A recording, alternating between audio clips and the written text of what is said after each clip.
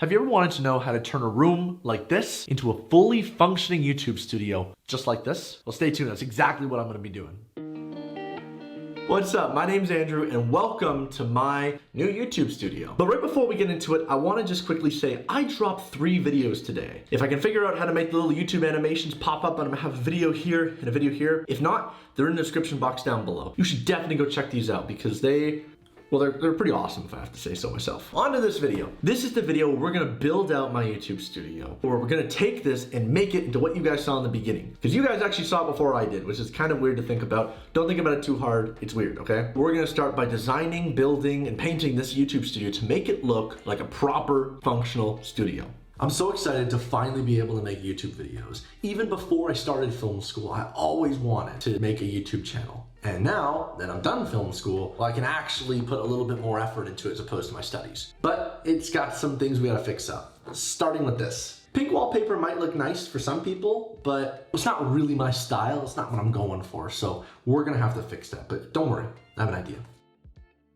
Okay, so initially I was gonna tell you exactly how I was gonna take the wallpaper off. I was gonna show you this little tool that's got these little buzz saws in it, and you just scrape it around the wallpaper and it's gonna poke a bunch of holes in it. Then you're gonna wanna use a dissolvent like this. You're gonna spray onto the wall. It's gonna go into those holes and destroy the glue that's under it so you can actually peel the wallpaper off. Then you're gonna use a scraper. No, not a metal scraper. You're gonna want a plastic scraper because this thing's not gonna destroy your walls. And I thought, you know, I'm not even gonna use half these steps because I got something that's a little easier. Okay, so here I actually already started to do some of the wall. Word to the wise, if you're gonna do something, test it on something that nobody cares about, right? So this was my main shot. You can sort of see my desk back here. That's where that first shot was taken.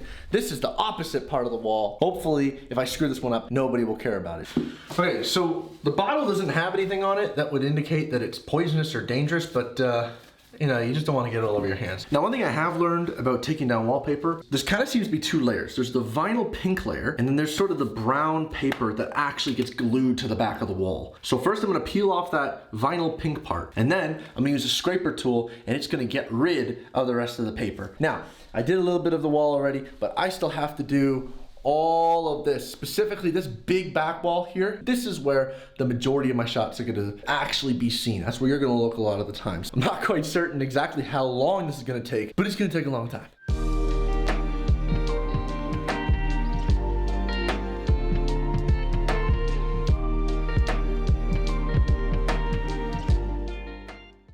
All right, guys, welcome back. It's been a long time since I've had to do this. It's been about a week or so. But as you can see, the whole room has been de-pinkified. We've taken down all of the wallpaper and I've replaced it with a gray primer. I chose to put a darker primer on because I want a darker color on the wall, because a dark color is not gonna reflect as much light on your face. It's also gonna be a very matte finish, so it's not gonna be shiny or anything. I don't want the color shining on my face because that's gonna mess up my skin tone. I know I want a darker color that's gonna give me a bit of pop of color in the background without screwing up any sort of my skin tones or any other colors I might have on it. Now, while I know I want a darker color, and while I know a lot about film and editing and camera and audio and everything, I don't actually have a whole lot of experience when it comes to color. But luckily, I know someone that has a lot of experience with color, and they're gonna help me.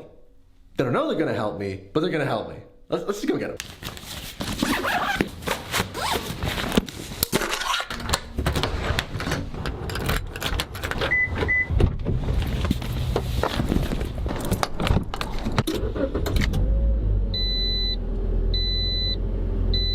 Now here's a tip. If you're ever gonna make someone do something for you, the least you could do is get them a coffee. Hi, can I have a small ice cap with the double chocolate donut, medium regular coffee, and 2 cheese tea biscuits, please? Thank you.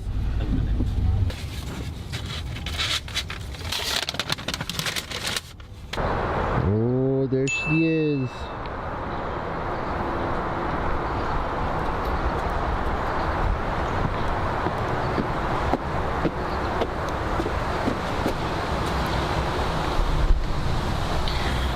Plus, it also really helps that she's my girlfriend, so it's very... Hi!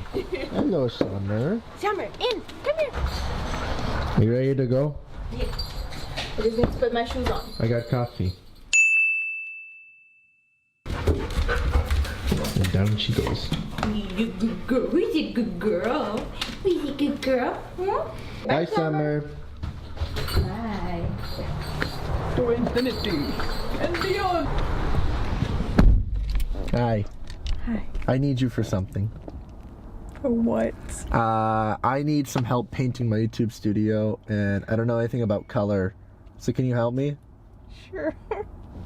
Good. Okay. I'll help you out. Okay, so what color do you think it should be? It has to be a dark color.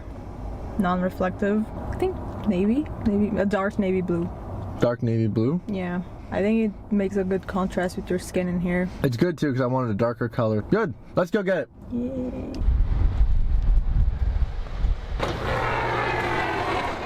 Yeah, so what are you thinking of? I'm looking for a color that's like not that blue because I don't want the blue undertone. You know what I mean? Yeah. Like kind of a grayish background. Something similar like this that doesn't have a blue undertone. So this one might be the ideal. What you looking for? I'm looking for the right kind of paint because here's French, right? Yeah. Stuff. Yeah, it's really important that we want to get the right kind of paint. We want to get a paint that is dull and matte, so it doesn't have any reflective ability on it. But we also want a paint that is a deep tone and is able to actually take the tint that we want. Some of these can't do it, so that's what we're trying to look for. We're also not trying to break the bank on this one, so we'll see what happens. Turned out good. Look at that. It's the color we wanted. Good. Sounds good. All right, so we're back from the paint shop, and we managed to pick up a paint. We got Vesper paint. It's a matte finish. And we were able to get a tester paint, already put it on the wall. Now the tester paint is satin finish, so it's a little different, but essentially it's gonna be this color on the wall. I think it's gonna look really good. It's gonna have a nice dark blue to it, bit of color pop to it, but not so much that it's gonna kind of burn your retinas when you look at this room, which is really nice. And now we're gonna go straight to the fun part, the painting.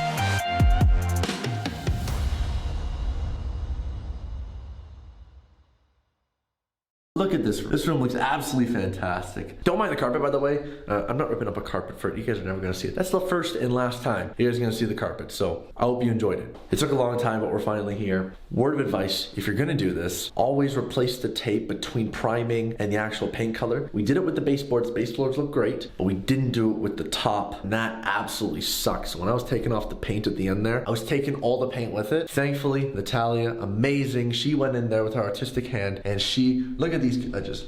Look at all these edges. Look how good they look. Nice and crisp. This studio is now ready to go.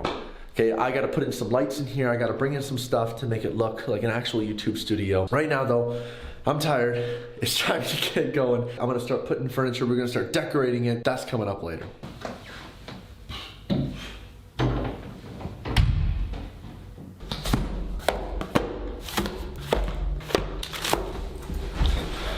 This is my new lighting setup for the studio. I might have overdone it a little bit. As you saw, we had a lot of boxes, which means the obligatory unboxing episode. However, it's YouTube law that we have more than one camera, so I'm gonna have to jerry-rig something up.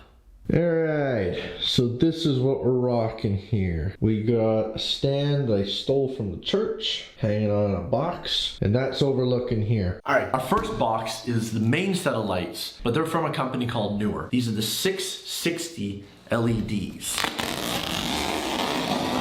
Now, LEDs are kind of preferred because it means that they don't get as hot.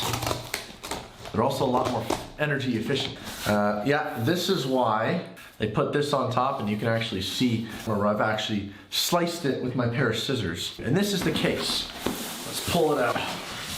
Oh my goodness, okay. Now, I got these lights because they were cheap. Because you can get 2 lights for pretty cheap. They're dimmable, and they're also daylight and tungsten. But inside here, what do we got inside here? Woo! So these are the brackets that come with the lights. I like how everything's strapped in here. I'm definitely not gonna take this on a shoot or anything. This bag is very weak, but I like the fact that it came with these straps in it. So it's nice. It almost makes me feel like I could take these out. The really nice thing is these guys come complete with their own stands. It's nice, lightweight. It's not the most robust stand ever. This isn't leaving the studio for me. So for me and my purposes, it's gonna be pretty good. Looks pretty good, all things off. Now, the reason why we got this. These are the lights. And they come with barn doors. Now, barn doors is really important. Barn doors is gonna help us shape the light. So it comes with this diffusion panel. You can see the 640 LED lights. In the back, we can see it has a switch, and it also runs on battery. I'm not running on battery, I don't care. We can choose what channel it is, and we can choose how warm and cold the light is, and then the intensity of the light on it. So, we have to properly test these things. I don't just want to turn it on because I'm almost 100% certain it's at 100%. Okay. This is the only light on in the room right now, and it is way too bright. That is disgustingly bright. Here's the cool thing though, we can dim it right down. So this is the lowest it goes. It's still pretty bright, but it's a lot better. The other cool added benefit is that it's bi-colored. So right now, it's set to its warmest color temperature at 3200 Kelvin. So essentially, this is emulating a tungsten bulb. So if we look at the daylight, it's gonna be a lot colder, a lot more bluey hue to it, right? So that was the much more blue hue, and this is gonna be a much more yellowy hue. Hey, Editor Andrew here. I noticed it was a little hard to see exactly what I was talking about. That's because my camera was set to auto white balance, and every time I was changing the lights, it was making adjustments in the camera so you wouldn't notice it. But just for reference, this is what tungsten looks like, and this is what daylight looks like. All right, hopefully that cleared up any confusion. Let's get back to lighting, Andrew.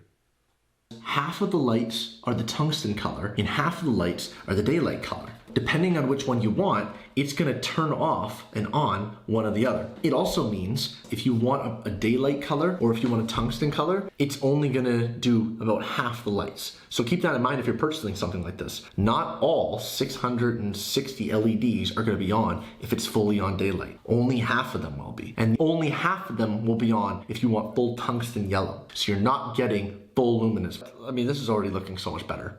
I could be like that cool, like alien abduction. I'm in witness protection program. I'm gonna have so much fun with these lights. These are, you don't even know how excited I am. Like this is so cool. Like this is the kind of stuff that gets me going. Is it super professional? No, it's not super professional. But is it gonna get the job done? Yes, yes it will.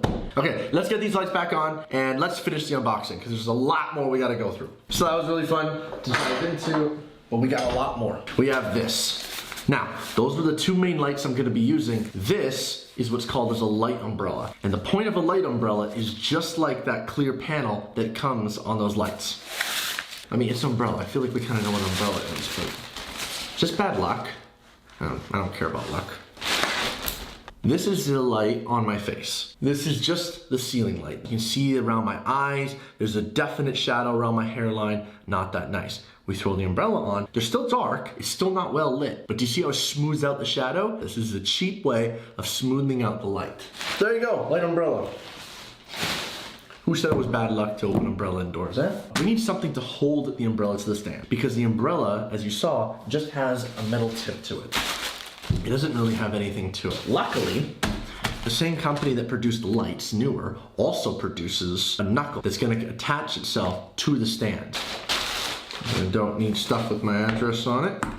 There should be two of them in here, although I only have one umbrella. This is more instructions on how to do. Oh, it's a customer service thing. Ideally, this is gonna attach itself onto the stand like this, and then I'm gonna be able to take this and kind of twist it like that. And then I can slot in the umbrella into the top here or to the back. I actually haven't done this yet, but this should attach my umbrella to it. Okay, she needs a little bit of work, okay? Obviously, I gotta adjust this a little bit. But it's there, the premise is there. We have the umbrella attached to the light. I just gotta fiddle around with it, but it's there. And let's take this out of my way before I poke my eye out. So, I bought these. These are Edison bulbs. I bought two different sizes of them. Now these are standard lights. I got mine from IKEA. You can pick these up anywhere. Look at the color temperature on these. 1800 Kelvin. Now, if you remember, our other light was able to do 3200 Kelvin. So these are gonna be a lot warmer. Why do I want a big, gross yellow light bulb? And the reason is, it looks really cool in the background. But I love the little swirl design we got going on here. This is the bigger bulb, and I have also with him his little brother. He's a little different, but he's the same color temperature. The important thing is I like to shoot daylight with my key lights. These are gonna be a really gross, disgusting yellow orangey hue in the background. And the contrast between the bluey daylight and the yellow orange tint from these is amazing. If you see in any one of your favorite creators, they all have this type of light in the background. All the artistic cinema guys, they all have it because it looks really cool. The contrast just makes the background pop. Now there's an awful lot of stuff here. Let's bring you in close a little bit here. There's an awful lot of stuff here. You can get by with a lot cheaper. Look, if you add up all this stuff, it's gonna amount to a lot of money. It can be very daunting. But the important aspect is that you have something designated as a light source. Well, I guess you probably wanna see what it looks like when we put it all together, right?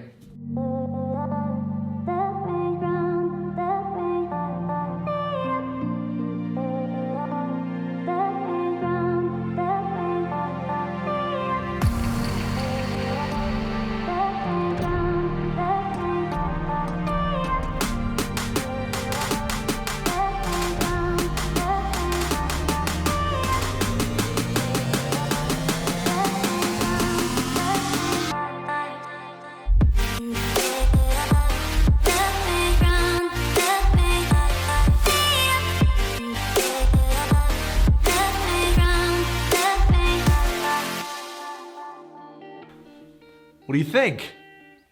I think it turned out pretty good. It's a little naked, not having a desk in front of me, can't lean on it anymore, but I think this turned out really good. It almost makes 4 years of film school worth it just to look at this set. I got my lights over here. I've been using a Rode VideoMic Pro Plus. Here she is. I took her, she's on a music stand, she's out of the way, and I just wanted her close to my face so it's not so far away. Hopefully you don't hear as much reverb in the room. I know it sounds a little reverby, but in the future, I'm gonna put in some sound blankets, probably gonna put in some acoustic treatments on the walls. Until I get in some proper sound treatment, some sound blankets, some acoustic panels, I'm not gonna be able to fully get rid of it, but it's gonna get a lot better, I promise. This isn't the end. There's a lot more I gotta build into this studio to make it a fully functioning set. But right now, this is a great A-roll shot. Now, if you are interested in any of the things that I've used today, my camera, my mic, my lights, anything, I do have them down in the description box below. Full disclosure, there are affiliate links, so if you click on it, I will get a little bit of that money back. But it's a great way to support this brand new channel at no extra cost to you. But honestly, you don't need all this stuff. I mean, I chose to get this stuff and I think this fit me perfectly, but there's a dozen excellent videos out there by better people that show you how to do this for way cheaper. So click on it if you want, it's there. Otherwise, don't try to figure out yourself. And don't forget, I dropped 2 other videos today. The first video is this, building the studio. The second video is demystifying the camera. If you ever wanted to know what ISO and shutter speed or aperture is and how they affect the image, this is gonna demystify. And in fact, this is gonna teach you how to set up your camera so that you can look just like Hollywood.